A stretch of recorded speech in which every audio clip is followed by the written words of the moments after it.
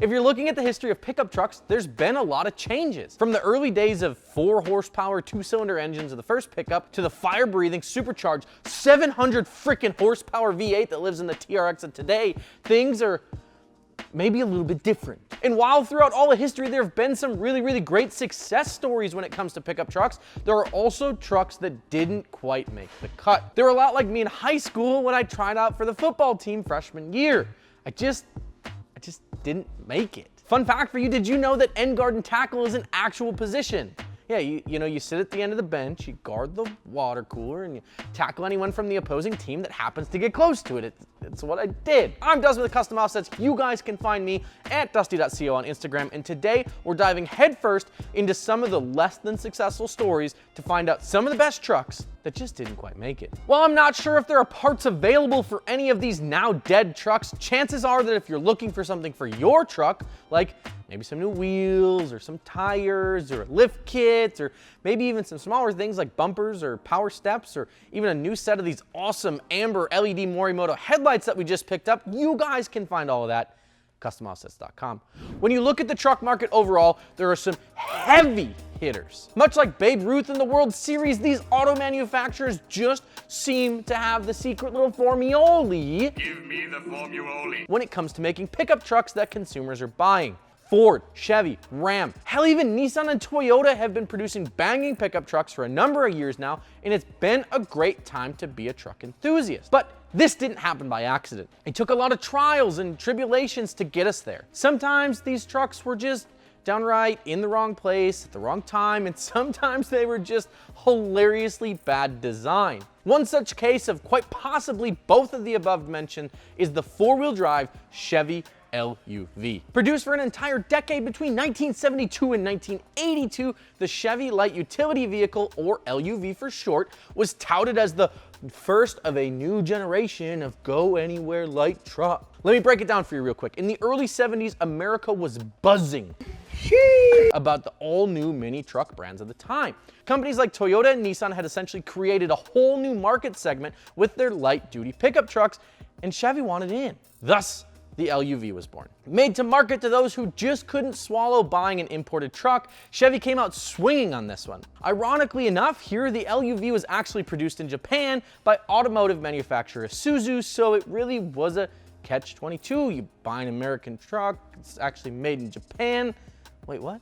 Either way, the LUV featured an independent front suspension, locking front hubs, and a 4-speed transmission. Perhaps one of the coolest, albeit absolutely most terrifying things about the LUV is that the transfer case was synchro-meshed, which means that in theory, you could slam it into 4-high, mobbing down the road at highway speeds. Like, can you just imagine? You're cruising down a gravel road at like 40 miles an hour and then just slamming it into 4-high? That's the type of stuff my nightmares are made of. Like, I feel like it's gonna break. While the LUV was a novel idea, its production was short as the more popular midsize S10 outweighed the sales by a hefty margin. The LUV would be available from Isuzu dealers until 1988 as the Isuzu Pup, which is kind of a cute little guy. Changing gears here, let's talk about a truck that most of you have probably never even heard of, the Dodge Rampage. Entering the consumer market in 1982, the Rampage would be made for a short-lived 2 years, meaning that its lifespan was quicker than a 16-year-old on prom night. Also known as the Plymouth Scamp because Dodge has always believed in producing the same car under 2 different companies, the Rampage was a small-bodied pickup truck built on the same platform as the Dodge Omni. Now, if you don't know what the Omni is, let me tell you. The Omni was a hatchback-styled car that Dodge made in the 70s and 80s. Seeing such great success with this little hatchback thing, Dodge thought to themselves, you know what? What if we just like hacked the hatch off and made it into this awesome, badass little pickup truck thing that could compete with the El Camino? Okay, so first of all, what the actual f? Second of all, they literally didn't change a thing about the front end on this thing. They genuinely took the Omni, hacked the back seats of it out, and then just put a pickup bed in its place. While it seemed like a great idea, the Rampage was a perfect example of too little, too late. As the pickup car conversion market was already shrinking, Dodge had just missed the mark a bit, which caused the Rampage to be in production for just 2 short years. Up next is a truck that personally I've had some experience with, the good old Toyota T100. The T100 was a mid-sized pickup truck produced by the one and only Toyota between 1992 and 1998. And it was awesome because it was an early 90s baby. Designed to be a bit larger than some of the other trucks Toyota had offered at the time, the T100 was sold only in America and Canada. I have America and Canada in my notes, by the way, because you know Americans love their full-size trucks. Listen, I can't even talk.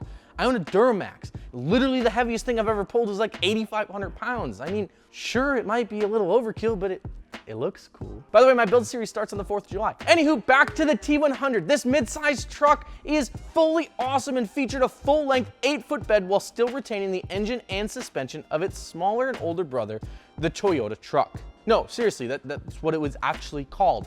Toyota was real creative back in the day, believe it or not. My buddy Trevor had one back in high school, and at the time, it did pretty much everything he needed it to do, and then some. Still, while the T100 did great for what it was not well received. The real issue here is that the T100 was too big to be small and too small to be big. It lacked the power without a V8 under the hood and generally didn't offer much to consumers other than the larger bed, which is unfortunate because personally I really enjoyed that little truck. All right, last but certainly not least on today's video is the one and only OG Jeep with a pickup bed.